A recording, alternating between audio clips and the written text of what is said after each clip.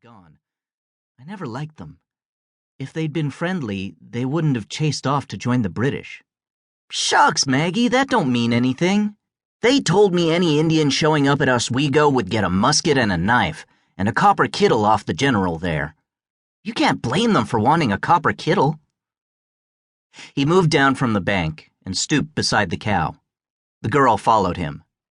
She also was barefoot, but her brown, slim legs were smoother than the boy's. She wore a striped brown linsey petticoat that came halfway to her ankles, and a blouse-like garment of blue calico called a short gown.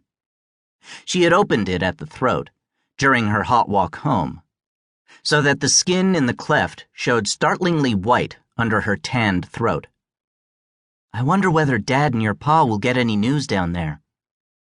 Oh, he said with a slight start. You mean the war? Yes, silly.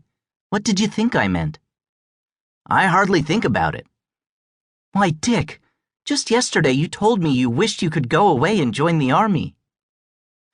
Well, I would, too. I'd like to get to be a drummer. They get better pay.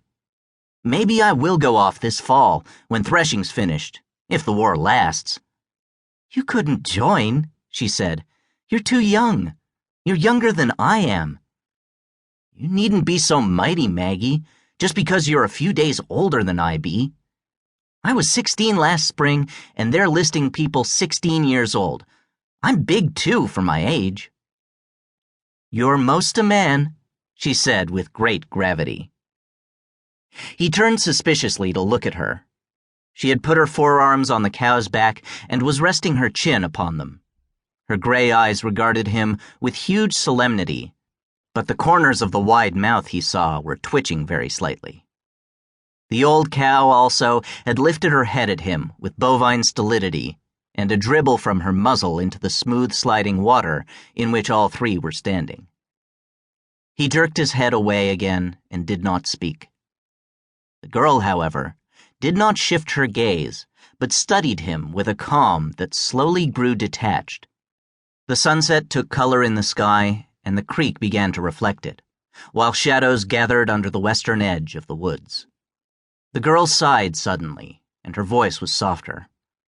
Now I've made you mad, Dick. I didn't mean to. He did not wish to show too quickly that he was mollified, so he said, You're always digging at me. I don't see why. Ain't it natural for a man to want to get ahead? Why do you want to so much? You can't do anything up here, except work at the woods to make fields of it, hoe corn, seed wheat, chop wood, and leach out ashes for money. We can't make much money, having to draw them so far. We can't do nothing here. Why, Dick, how can you say that, when you see everything our dads have done? They cut the Jersey Field Road out, didn't they? And built Dad's sawmill and our houses? And now they're going for those millstones for your grist mill. Just think, we'll grind our own wheat this fall. That's more than they can say in Reber's Settlement or Fairfield. And they're 8 miles from Snyder's and only 10 from Little Falls. We're 20 miles, she said. People are bound to settle where there's mills. You talk just like your pa and mine. Why not? Well, I want to get ahead. Just grinding flour ain't the whole wide world, Maggie. Your pa's got some money. We ain't got anything. What's that got to do with it? If I had some, I'd be as good as you. You're silly, Dick. What's that got to do with it? He swallowed and flushed. When I get some, when I come and ask you to marry me, then it will be all right. Why, Dick, she said. He flushed still darker. She had leaned forward on the cow's back. He wanted to look at her, but he couldn't seem to, now that he had said something after so much bothering of his mind. Dick, she said, look at me. Reluctantly, he turned his eyes to hers. She was gazing at him as if she had never properly seen him before. But she wasn't laughing at him.